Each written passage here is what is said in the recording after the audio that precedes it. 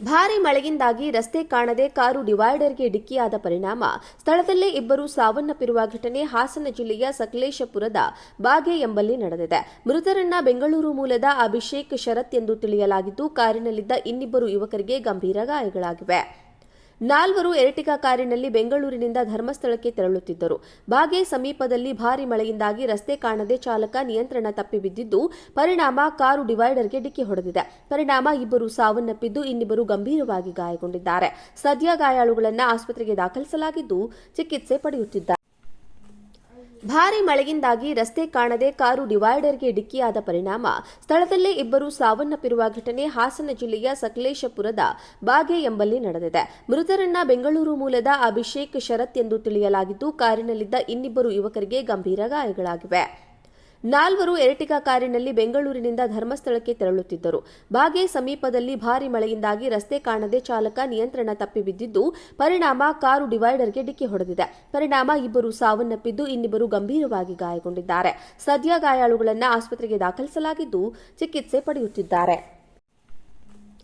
ಭಾರೀ ಮಳೆಯಿಂದಾಗಿ ರಸ್ತೆ ಕಾಣದೆ ಕಾರು ಡಿವೈಡರ್ಗೆ ಡಿಕ್ಕಿಯಾದ ಪರಿಣಾಮ ಸ್ಥಳದಲ್ಲೇ ಇಬ್ಬರು ಸಾವನ್ನಪ್ಪಿರುವ ಘಟನೆ ಹಾಸನ ಜಿಲ್ಲೆಯ ಸಕಲೇಶಪುರದ ಬಾಗೆ ಎಂಬಲ್ಲಿ ನಡೆದಿದೆ. ಮೃತರನ್ನ ಬೆಂಗಳೂರು ಮೂಲದ ಅಭಿಷೇಕ್ ಶರತ್ ಎಂದು ತಿಳಿಯಲಾಗಿದ್ದು, ಕಾರಿನಲ್ಲಿದ್ದ ಇನ್ನಿಬ್ಬರು ಯುವಕರಿಗೆ ಗಂಭೀರ ಗಾಯಗಳಾಗಿವೆ.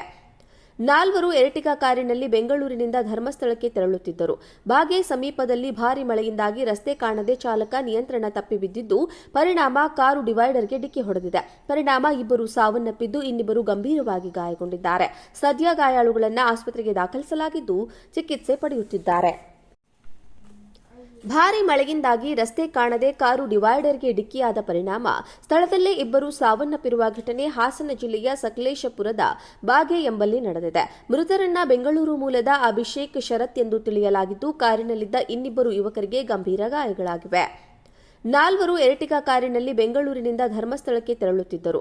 ಬಾಗೆ ಸಮೀಪದಲ್ಲಿ ಭಾರೀ ಮಳೆಯಿಂದಾಗಿ ರಸ್ತೆ ಕಾಣದೆ ಚಾಲಕ ನಿಯಂತ್ರಣ ತಪ್ಪಿ ಬಿದ್ದಿದ್ದು, ಪರಿಣಾಮ ಕಾರು ಡಿವೈಡರ್ಗೆ ಡಿಕ್ಕಿ ಹೊಡೆದಿದೆ. ಪರಿಣಾಮ ಇಬ್ಬರು ಸಾವನ್ನಪ್ಪಿದ್ದು, ಇನ್ನಿಬ್ಬರು ಗಂಭೀರವಾಗಿ ಗಾಯಗೊಂಡಿದ್ದಾರೆ.